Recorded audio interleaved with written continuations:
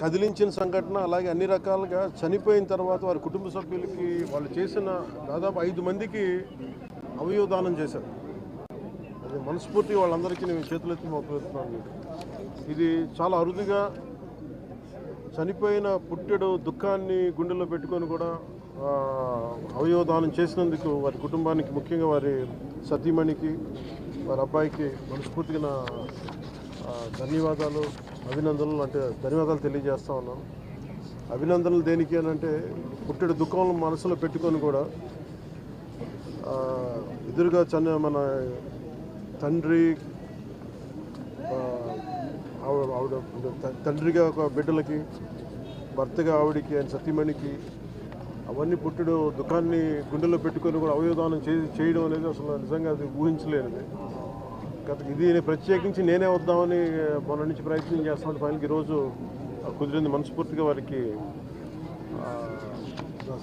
చనిపోయిన దానికి వారికి సంతాపాన్ని కూడా తెలియజేస్తా ఉన్నాను.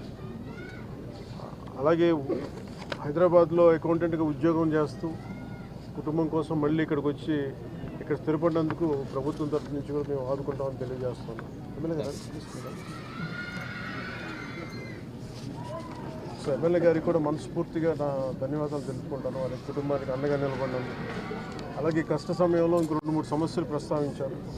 వాటికి కూడా కలెక్టర్ గారితో, ఆర్డీవీ గారితో మాట్లాడి ఖచ్చితంగా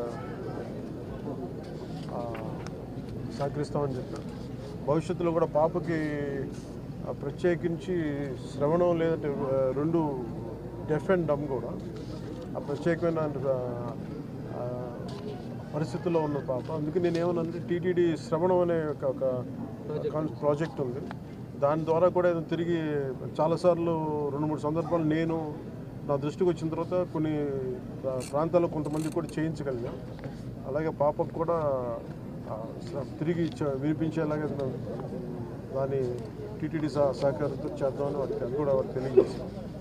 సో ఈ సందర్భంగా దారి పొడవున మచిలీపట్నం నుంచి పెడన దాకా ఇక్కడ దాకా దారి పొడవున వచ్చిన ప్రజలందరికీ, తెలుగుదేశం మద్దతుదారులందరికీ, ఎమ్మెల్యే గారికి, అలాగే జనసేన నాయకులకి, కార్యకర్తలకి, ప్రజలందరికీ కూడా, మద్దతుదారులందరికీ కూడా ప్రత్యేక ధన్యవాదాలు తెలియజేస్తాను.